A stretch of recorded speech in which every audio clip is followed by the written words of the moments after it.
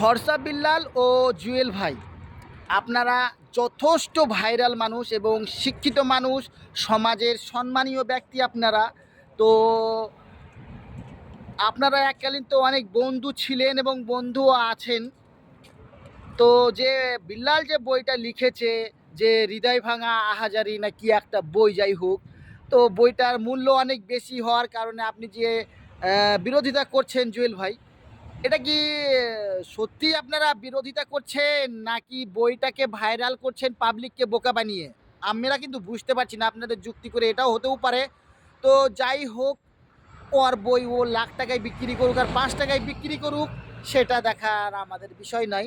বিষয় হচ্ছে আপনারা যেভাবে সমাজে আছেন, গরিব মানুষকে সহযোগিতা করছেন, মানুষের যে অন্তরে আপনারা জায়গা করে নিয়েছেন, এটাই সারা জীবন আপনাদের যে মানুষের অন্তরে জায়গা থাকুক, এটাই আমরা চাচ্ছি। আমরা ঝগড়া বিবাদ কিছু চাচ্ছি না।